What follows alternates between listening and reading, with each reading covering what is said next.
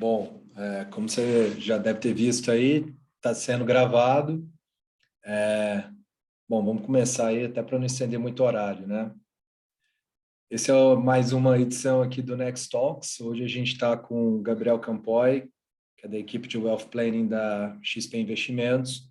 Vamos falar hoje sobre a MP 1171, que trata aí das alterações de tributação de ativos no exterior. E, bom, para quem não me conhece, eu sou o Daniel de Paula, sou sócio da NextGen Capital. E, bom, Gabriel, já passa a bola aqui para você, se quiser se apresentar e contar um pouquinho aí da sua trajetória, e aí a gente já entra no tema. O que que você acha? Legal. Obrigado, Daniel. Obrigado a todo o time da NextGen. Prazer estar aqui com vocês. Para quem ainda não me conhece, eu sou o Gabriel Campoy, sou um dos responsáveis aqui pelo time de Wealth Planning do Private da XP, sou advogado de formação, sempre atendendo pessoas físicas, famílias, empresas de controle familiar, nesses temas de planejamento patrimonial e sucessório. A bola da vez é o offshore, né? A gente tem falado muito sobre essas possíveis mudanças decorrentes da MP, então vai ser um prazer aqui dividir um pouquinho do que a gente tem acompanhado com vocês. Boa. Bom, podemos trazer por temas, assim, né? Tem algumas alterações, né? Tanto no que tange aí a diferenças de alíquotas, de diferentes veículos, física, renda offshore, trusts. Acho que vai ficar mais Legal, didático aí para todo mundo, né, acompanhar direitinho.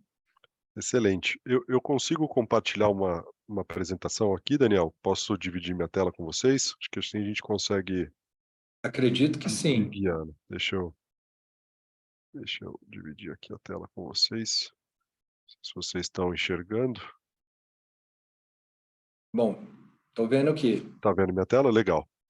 Bom, primeiro eu acho que fazendo uma introdução rápida aqui sobre o contexto dessa MP, eh, isso que a gente está discutindo aqui, né, não é nenhuma novidade em termos de alteração legislativa no Brasil, né. A gente tem ali uma série de tentativas, já tivemos lá em 2013 com a MP 627, tivemos de novo em 2021, mais recentemente com a proposta de reforma tributária, do projeto de lei 2337, e agora, de novo, né, via MP, nova medida provisória, número 1171, que foi apresentada no dia 1º de maio.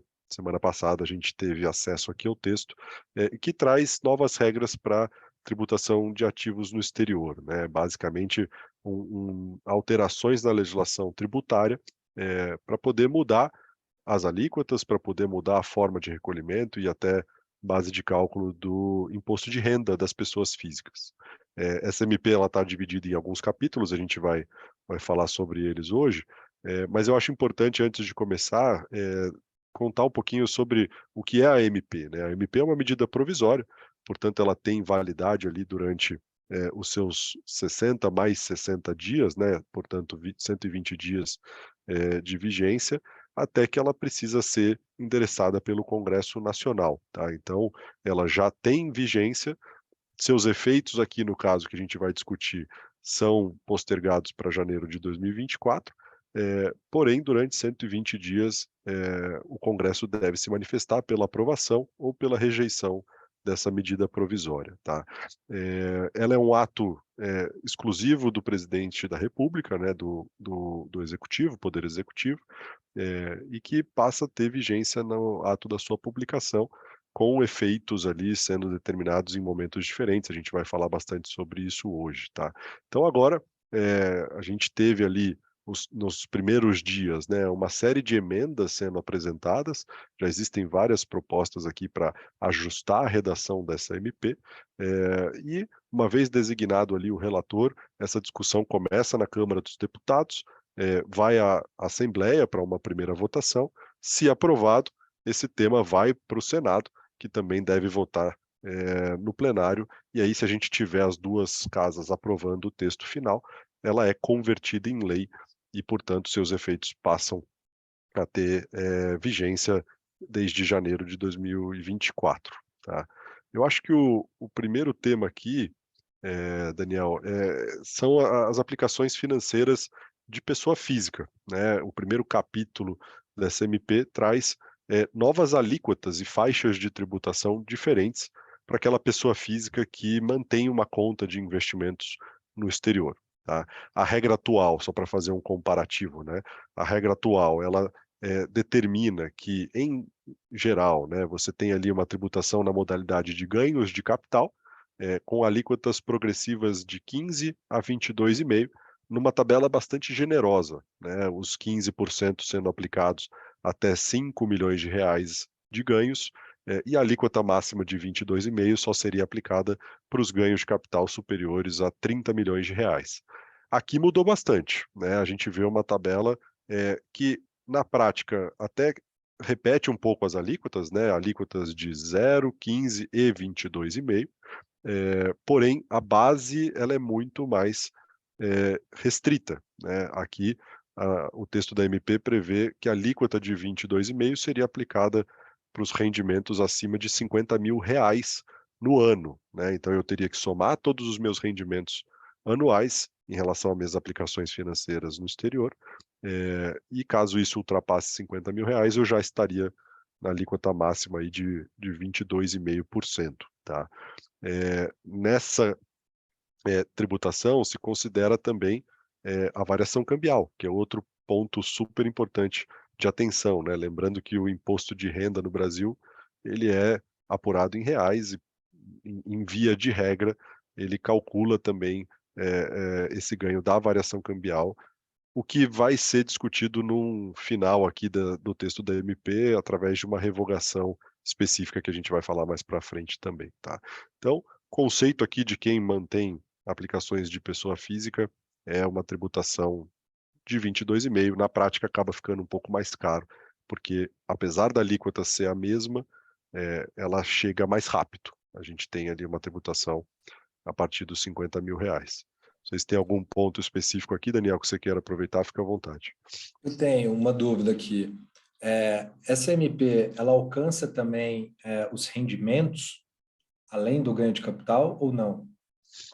Sim, ela alcança rendimentos de modo geral, tá? Então, a gente precisa entender ali qual é a natureza do rendimento que a gente está falando para dizer qual seria a carga tributária específica. Hoje, na regra atual, eu tenho tratamentos distintos, né? O que é renda e o que é ganho de capital. Em relação a aplicações financeiras, em geral, tudo é tratado como ganho de capital no exterior, com a única exceção dos dividendos. Então, se eu recebo dividendos de uma empresa estrangeira, esses dividendos estão sujeitos ao carnê-leão, que é aquela tabela progressiva de até 27,5%.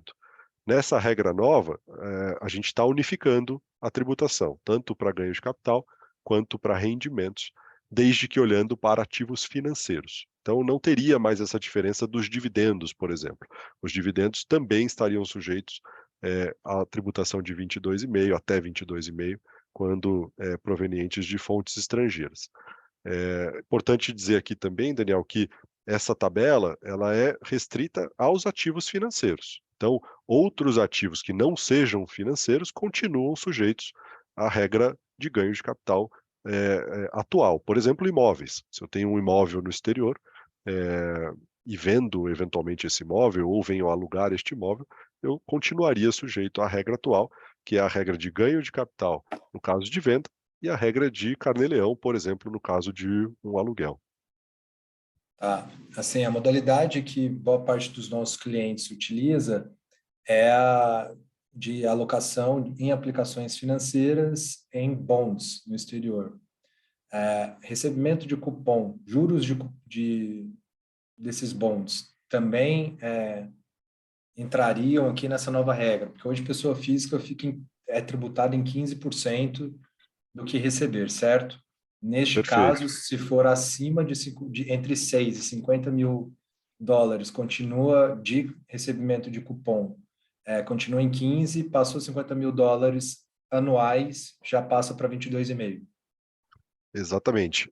Só um ponto importante, essa tabela ela é calculada em reais, tá? Então, dos 6 aos 50 mil reais, eu estou na alíquota de 15, e dos 50 mil reais acima, eu já estou na alíquota máxima de 22,5. Isso também vale para os juros, que são ali os cupons, né, no caso de bonds adquiridos no exterior. E um ponto importante aqui, Daniel, aquela isenção de R$ 35.000 para ganhos de capital de pequeno valor, na nossa leitura, tá? Esse tema está um pouco polêmico, tem diferentes interpretações, mas na nossa leitura ela teria sido revogada, tá? Porque eu trago aqui uma nova regra de tributação específica para ativos financeiros. E aquela isenção é uma regra genérica para ganhos de capital sujeitos à regra geral, né, que tem ali a tabela progressiva chegando lá aos 30 milhões. Então, assim, tem que tomar um pouco de cuidado. A própria Receita Federal já dizia que a isenção dos R$ 35.000 não se aplicava aos juros decorrente de bonds no exterior. Eu acho que isso é um ponto de discussão, tem teses aí para defender que eu ainda poderia aplicar, mas agora com essa legislação específica, eu tenho os 22,5, né, os 15 ou 22,5 sendo calculados aí sobre os juros, porque juros está sendo definido como rendimento decorrente de uma aplicação financeira. Em relação às pessoas físicas, eu acho que vale comentar só antes de passar para o próximo tema também, sobre a impossibilidade de compensação de perdas. A nossa legislação não permite que eu compense prejuízos com ganhos no mercado financeiro estrangeiro, no caso de uma conta de pessoa física, mesmo que eu tenha, por exemplo, investimentos em bolsa no exterior, tá? A única possibilidade de compensação de perdas para pessoa física, ela está restrita às negociações de ativos de renda variável no Brasil, né? E lá fora eu não consigo fazer essa compensação. Aqui também a MP não trouxe nenhuma novidade, então, a princípio, caso a MP seja aprovada na forma como está apresentada, eu também não poderia compensar prejuízos, mesmo que de renda variável, tá? Então, um cuidado aqui importante, se eu tiver ganhos acontecendo na minha carteira, esses ganhos serão tributados mesmo que eu tenha acumulado eventualmente algum prejuízo de ativos passados. Tá. Só antes da gente seguir, consegue só dar uma pincelada aí na regra atual, nessa parte da isenção pelo valor aí aplicado, que é atualmente é, a composição da regra? Legal. A regra atual diz o seguinte, que aplicações financeiras no exterior terão tratamento fiscal, né, serão tributadas como ganhos de capital. E aí, os ganhos de capital são tributados em alíquotas que variam de 15 até 22,5, tá? Eh, Decorrente aí de faixas do tamanho desse ganho. Então, até R$ 5 milhões hoje, eu tenho a alíquota de 15% sendo aplicado.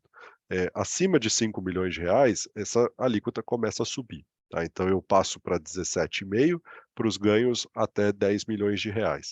E acima de R$ 10 milhões eu já pulo para a alíquota de 20%, que vai até os R$ 30 milhões de ganho.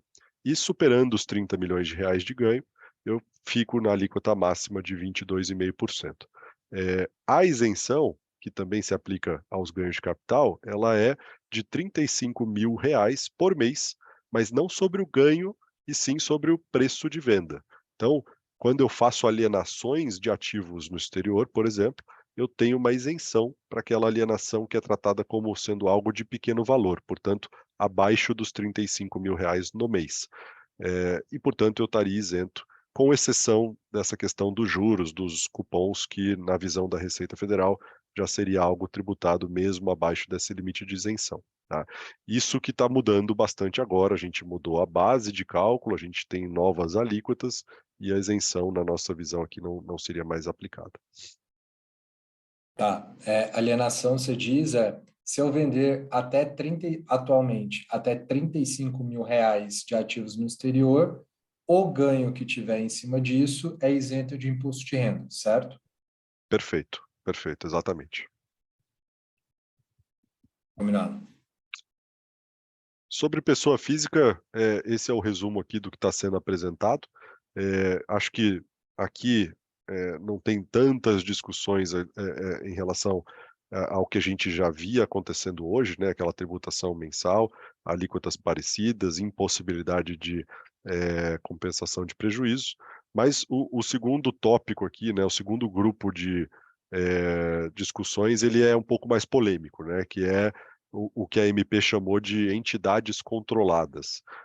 E esse termo é um termo novo na nossa legislação, né? A gente falava muito em pessoa jurídica, né? Ou companhia no exterior, companhia offshore, ou até aquele termo de PIC, que são as Private Investment Companies, né?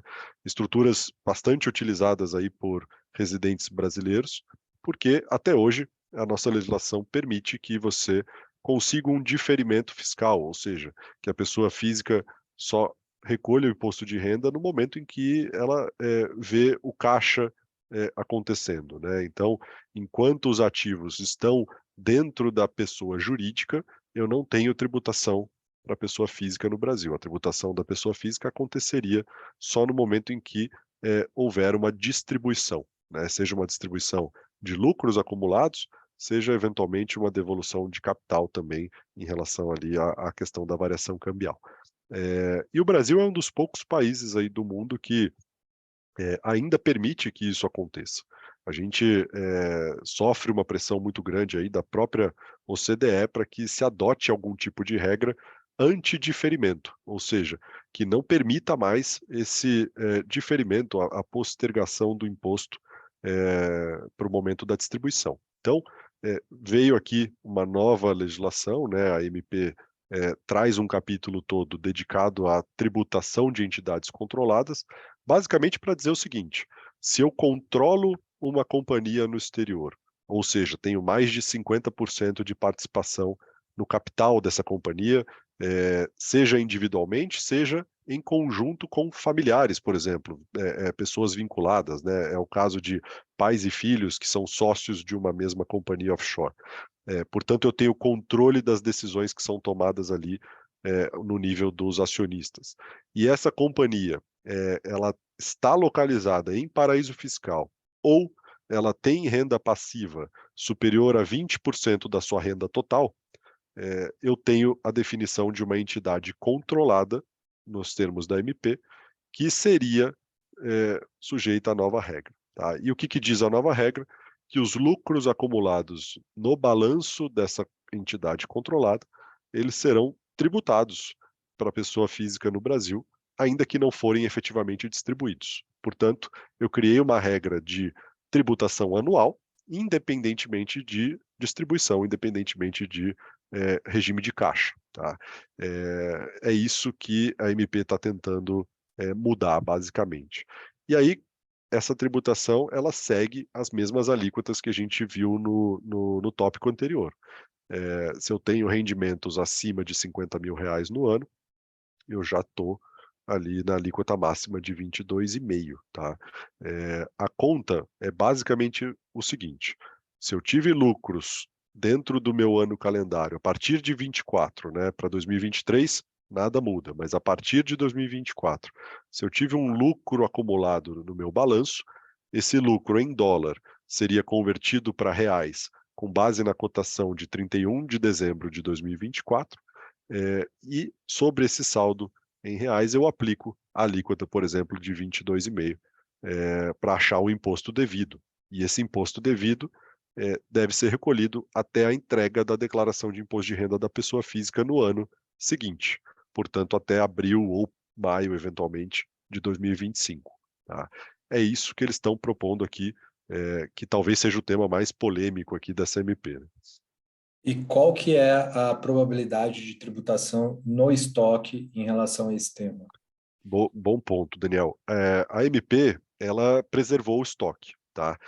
Em que sentido, né? Existe uma limitação de tributar o passado no Brasil, né? A gente tem uma proteção constitucional de que qualquer mudança de regra fiscal só valeria a partir daquele momento para frente, respeitando inclusive a virada de exercício, né? Somente a partir do ano seguinte em que a nova legislação eventualmente seja aprovada. O passado não pode mudar. Tá? Então, na MP, eles respeitaram esse princípio no sentido de que essas novas regras só valeriam para os lucros acumulados a partir de 1º de janeiro de 2024 para frente.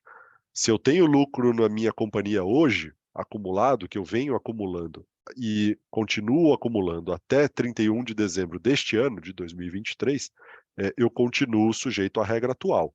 Portanto, só seria tributado esse lucro de até 2023, caso eu faça distribuições para a pessoa física. Não importa se eu tenho já isso registrado no meu balanço, tá? Então, essa regra, na nossa leitura, respeita o passado, mas muda a partir de 1º de janeiro de 24. Tá, e a partir dessa mudança, como é que você vê aí a utilidade das PICs, das companhias offshores, versus a pessoa física? Porque eu entendo até que o diferimento tem ido embora, né? Assim, em caso de aprovação nesse formato da MP. Esse é um ponto super interessante. A gente, de fato, perde o diferimento, como você colocou, né? Existe aqui uma nova regra de tributação anual. Eh, Ainda existe algum diferimento, né? Assim, dentro do ano, eu só pago imposto uma vez no ano e não todos os meses que existe algum tipo de rendimento acontecendo. Porém, se perderia, no caso de uma aprovação, um atrativo super importante. Por outro lado, eu acredito que a companhia offshore também tem outras vantagens fundamentais, tá? Uma delas é o que a gente comentou agora há pouco sobre a possibilidade de compensação de prejuízos. Na pessoa física, eu não consigo compensar prejuízos. Na companhia offshore, se eu tiver prejuízo em 2024, significa dizer que eu só teria alguma tributação em 2025, caso o lucro reverta todo o prejuízo e supere esse prejuízo acumulado, tá? Então, essa é uma vantagem super importante para quem tem offshore, né? Manter offshore significa poder continuar compensando prejuízos acumulados, de diferentes naturezas, inclusive. Eu posso compensar prejuízo de qualquer tipo, de ativo que está dentro ali da minha carteira, dentro da minha offshore, com renda fixa, renda variável, fundos, enfim, não tenho essa limitação. Outra proteção importante, que a gente fala bastante, é o imposto de herança, no exterior, né. Para quem tem ativos americanos na sua carteira, existe um receio muito grande do estate tax, né, do imposto de herança americano, que pode chegar a 40%. Uma forma de proteger essa cobrança é, de fato, fazer isso através de um veículo, fora dos Estados Unidos, né, que são as companhias offshore, normalmente em paraíso fiscal. Se eu vou direto na física, eu tenho que tomar muito cuidado com os ativos que eu tenho no meu portfólio, porque se eu tiver algum ativo americano, de raiz americana, eu tenho essa cobrança, posso estar exposto aí a um imposto que chega aos 40%. E só para fechar, eu acho que uma outra vantagem são as formas de planejamento sucessório, as ferramentas de planejamento sucessório. E aí eu estou falando um pouco de testamento, de trust, eventualmente, outras formas de planejar a sucessão via doação em vida, que são mais robustas aqui, tenho mais alternativas dentro de uma estrutura de companhia do que numa conta de pessoa física. É claro que a gente precisa fazer conta, né, para dizer o que que é melhor, mas eu tendo a dizer que para um patrimônio, importante, a companhia offshore ainda pode fazer muito sentido, mesmo com a tributação anual. Tá? Não, excelente. Bom, só para também exemplificar, né, os ativos com raiz americana seriam ações americanas, fundos de investimento e bonds americanos, né, custodiados nos Estados Unidos. Perfeito, sempre que o emissor daquele ativo for uma companhia americana, ou, por exemplo, imóveis situados nos Estados Unidos também são outros exemplos aqui de ativos que estariam sujeitos a esse tipo de imposto de herança nos Estados Unidos, se forem detidos diretamente por uma pessoa física, né. Então tem que tomar bastante cuidado com isso, tá. Um ponto importante aqui, Daniel, que eu acho importante comentar, é a questão da marcação a mercado e do ganho realizado, tá. O texto da medida provisória, ele fala em tributação dos lucros acumulados, né, tributação do lucro que vai ser apurado em 31 de dezembro. Agora, não faz distinção de lucros realizados e lucros não realizados. Isso é um ponto de atenção. Por quê? Porque dependendo do princípio contábil aqui, das regras que determinam a elaboração do balanço, eu posso ter a marcação a mercado de ativos financeiros. O que que significa isso? Se eu comprei uma ação negociada em bolsa que tem cotação diária, eu tenho que registrar no meu balanço esse ativo pelo valor de mercado de 31 de dezembro. Se houve uma valorização entre a data em que eu comprei esse ativo e a data do balanço, essa valorização ela é registrada como uma receita, muito provavelmente no primeiro momento, e que no final do dia vai compor ali o lucro do meu balanço. Porém, eu ainda não vendi esse ativo, né? É simplesmente uma receita que vem de uma marcação a mercado. E isso acaba tendo alguma consequência aí no contexto da tributação anual, tá? Então, eu espero que a MP seja aprimorada para que se excluam dessa tributação todos os lucros não realizados, para que eu consiga, de fato, ter o pagamento do imposto só naqueles eventos em que, de fato, houve caixa, em que houve recebimento de juros, por exemplo, dividendos ou venda de ativos que geraram ganho de capital, e não simplesmente a flutuação do preço de mercado de um ativo, tá? Então esse é um ponto de atenção que a gente está acompanhando bastante. Já existem emendas para esse processo legislativo que começa agora na Câmara dos Deputados, para que esse ponto seja ajustado e aí a gente não tenha a tributação de lucros não realizados, tá? Esse ponto é super importante. E qual vai ser a referência nesse caso que você comentou? Seria o preço do ativo em 31/12/2023 ou o preço de compra? Aí, assim, a gente precisa dar um passo atrás aqui. A base de cálculo do imposto, ela é configurada pelo lucro apurado em 31 de dezembro de 2024. O lucro em dólar, tá? Primeiro eu tenho que achar o lucro em dólar e depois eu converto isso para reais. Então, se o ativo variou positivamente ao longo de 24, eu vou ter uma marcação a mercado positiva em 31 de dezembro, o que vai gerar o lucro em dólar e, portanto, a tributação, a eventual tributação. Tá? Então, a gente vai ter que enxergar aqui qual é a variação positiva ao longo do ano calendário de 2024, para saber se houve ou não lucro nessa marcação a mercado que estaria sujeita à tributação. Sim, dessa forma, então, é olhar a composição da carteira em 31/12/2023. Se tiver variação positiva ao longo do ano de 2024, ocorreria a tributação, mesmo que não houvesse resgate dessas posições com lucro Perfeito. auferido, certo? Exatamente, essa é a nossa leitura aqui do texto atual, porque ele não diferencia lucro realizado de não realizado, mas, de novo, eu acredito que o Congresso vai discutir esse ponto e eu espero que eles alterem o texto da MP para deixar isso claro, no sentido de que só haveria tributação da parcela de lucros que foi efetivamente realizada.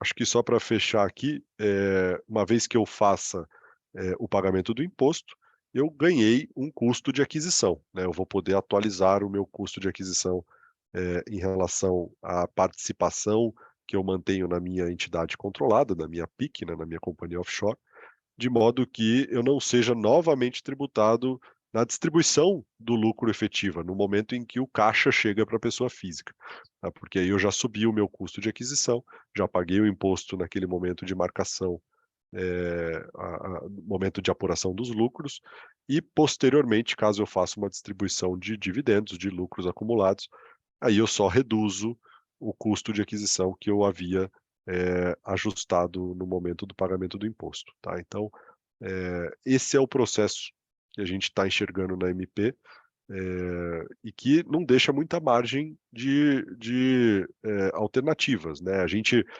esperava que essa regra fosse proposta, mas muito se falava que isso seria aplicado apenas para as companhias localizadas em paraíso fiscal, né? E não foi isso que aconteceu.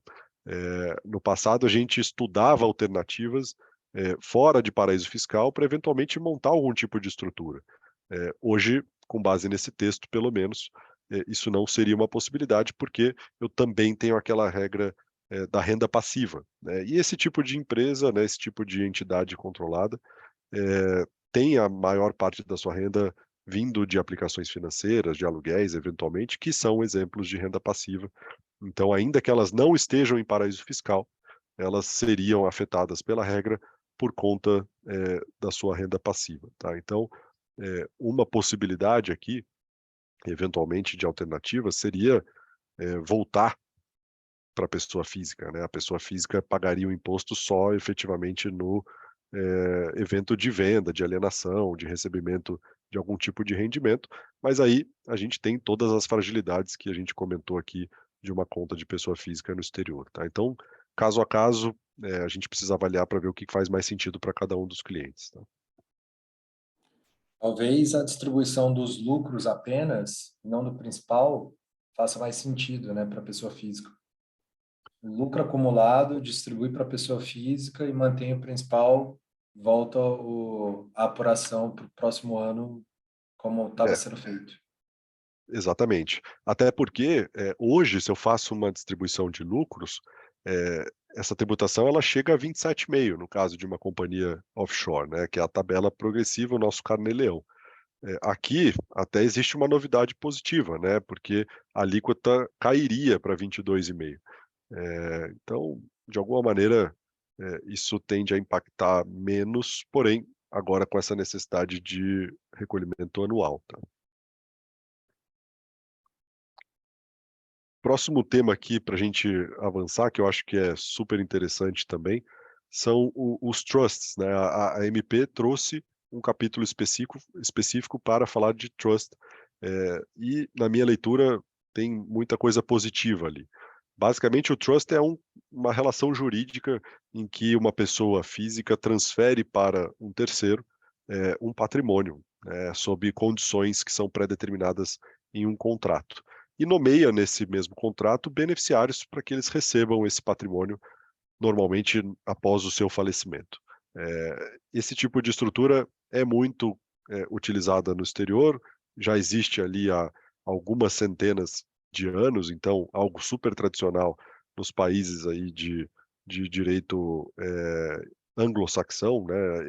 Esse tipo de estrutura não é prevista na legislação brasileira e a gente tinha muitos desafios, muitas dúvidas, principalmente fiscais, de como declarar, de como tributar esse tipo de trust, e agora a MP veio tratar disso de uma forma positiva, basicamente para dizer que os bens que são detidos no exterior por meio de trust seriam tratados como sendo do próprio titular, da própria pessoa física que fez essa transferência originalmente, que é o que a gente chama de settlor, tá? Então, isso daria uma tranquilidade para quem usa esse tipo de veículo, no sentido de que a própria pessoa física continua declarando os ativos que foram transferidos para o trust, até que aconteça a sucessão, momento em que os beneficiários, normalmente os herdeiros, recebem essa propriedade ou passam a ter direitos ali a receber distribuições do trust, estão sujeitos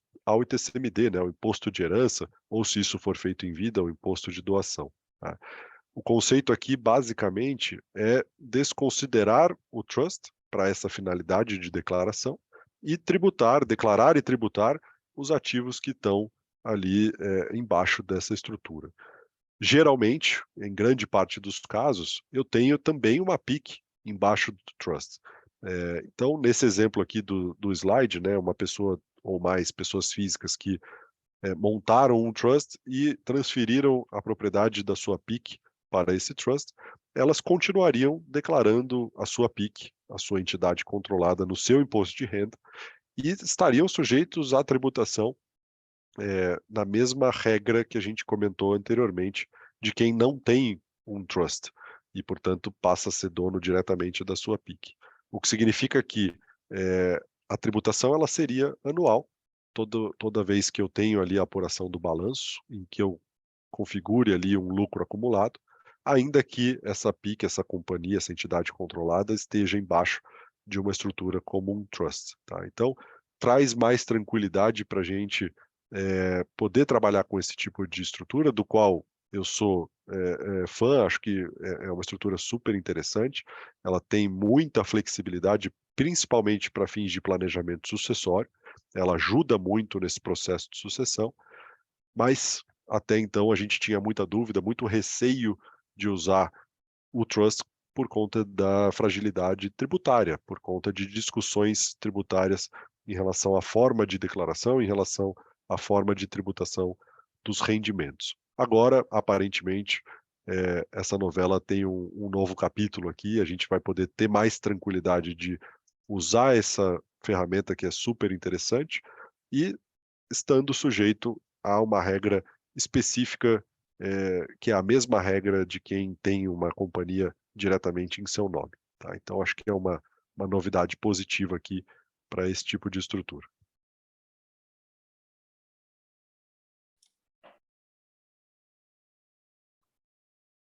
Acho que só para trazer um outro ponto que também é tratado na MP, a gente tem um capítulo específico que permite e traz uma possibilidade, não é uma obrigação, mas sim uma possibilidade, de atualização dos ativos no exterior, do custo de aquisição dos ativos no exterior. Então, quem já tinha declarado, né, na sua declaração de imposto de renda, ou que está sendo entregue agora, em maio de 2023, com a declaração de ativos no exterior, poderia, caso o CMP seja aprovado, poderia atualizar o custo histórico para o valor de mercado com base na data de 31 de dezembro de 2022. Tá?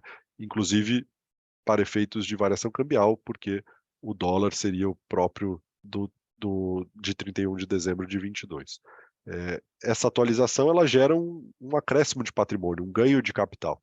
Esse ganho de capital ele estaria sujeito ao imposto de renda, não na alíquota de 15 ou de 22,5, mas sim numa alíquota reduzida, numa alíquota de 10%.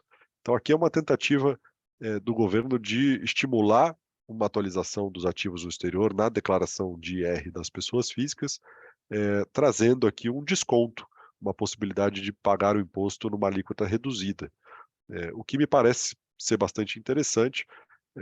Claro que, de novo, caso a caso, a gente precisa fazer conta, mas é uma alternativa, uma opção, não uma obrigação, mas sim uma opção para quem quiser fazer essa atualização, pagando menos do que pagaria eventualmente caso houvesse uma distribuição na regra atual. Tá? Essa opção ela teria o recolhimento até 30 de novembro. Tá? Então, eu precisaria atualizar o saldo na minha declaração de maio de 23 e pagar o IR nessa alíquota de 10% até 30 de novembro de 2023. Tá?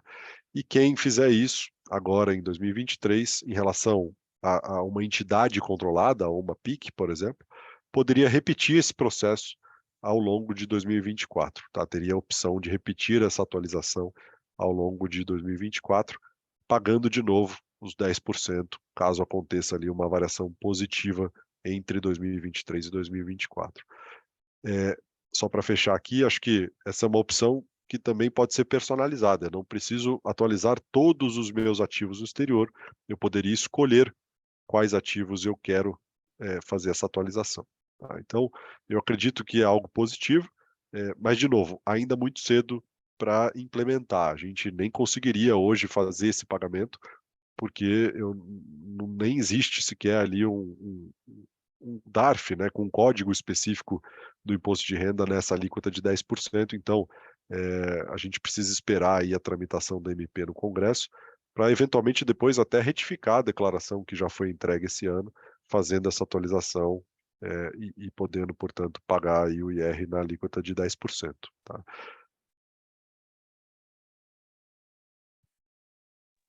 Tá bom, podemos seguir aqui. Até Legal, que ficou bem claro. bacana.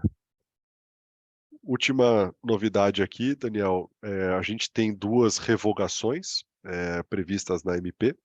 Então, estariam revogadas, né, a isenção de imposto de renda sobre a variação cambial, nos casos em que a pessoa que adquiriu aquele ativo usou recursos que foram obtidos originalmente em moeda estrangeira. Então, aqui é o caso, por exemplo, de quem teve renda no exterior, de quem viveu eventualmente no exterior, e usou recursos para adquirir ativos no exterior em moeda estrangeira, e que hoje possuem essa isenção de variação cambial, essa isenção estaria revogada. Tá? Então, não haveria mais diferença entre a aquisição de bens no exterior com recursos originados em reais ou com recursos originados em moeda estrangeira.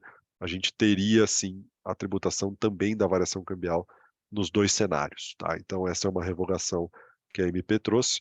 E a outra revogação para a hipótese em que pessoas físicas que eram residentes no exterior voltaram ao Brasil ou passaram a ser residentes no Brasil, e fazem algum tipo de alienação de ativos adquiridos enquanto tinham residência fiscal no exterior. Tá? Isso é o que a gente chama de isenção para a primeira alienação. Então, quem chega no Brasil e faz essa alienação de bens no exterior, hoje está isento, porém, agora essa isenção teria sido revogada. Tá? Aqui tem um pouco de dúvida se essa revogação já vale a partir da publicação da MP, lá em 1º de maio, ou se isso valeria só a partir de janeiro de 24, porque a MP não é clara nesse sentido. Mas a gente conversou bastante por aqui, existe um certo consenso aqui no mundo jurídico de que a revogação de uma isenção, ela se equipara ao aumento de imposto.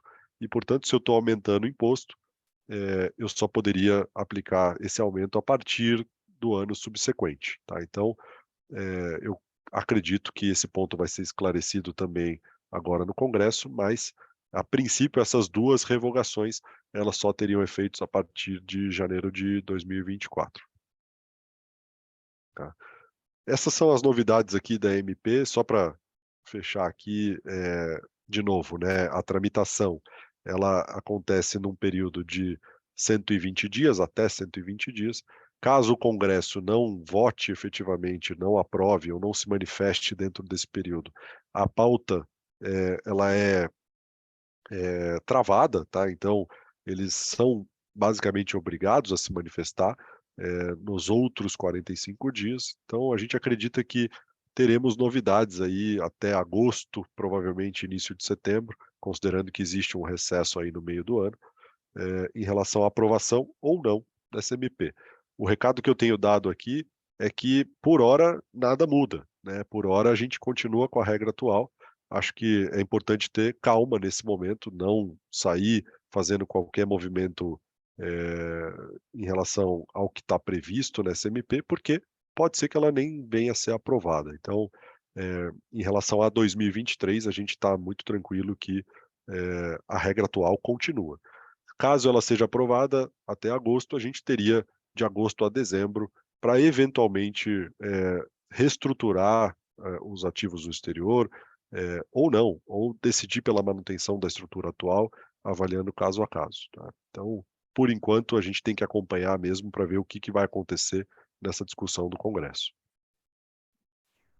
E como é que você vê de espaço para votação nesse período? Tem bastante coisa aí que está na fila, né? Pois é, tem muita coisa na fila, tem outras MPs aí importantes também sendo discutidas.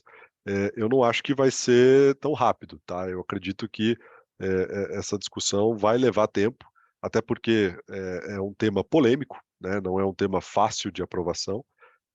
Eu acho que o que eu tenho falado é que a gente não pode descartar essa possibilidade de aprovação, a gente precisa trabalhar com essa possibilidade, mas certamente o texto vai mudar. Tá? Eu acredito na mudança do texto para aprimorar algumas coisas que não ficaram tão claras, eventualmente resolver aquela história do lucro realizado versus o lucro não realizado, é, e, e assim, temos que acompanhar ali literalmente mais de 100 emendas que foram propostas com várias ideias diferentes.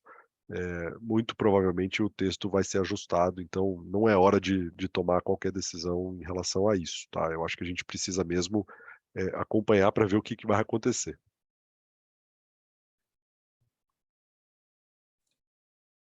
Bom, tem mais algum ponto aqui que você acha que justifica a gente debater, discutir probabilidades, soluções?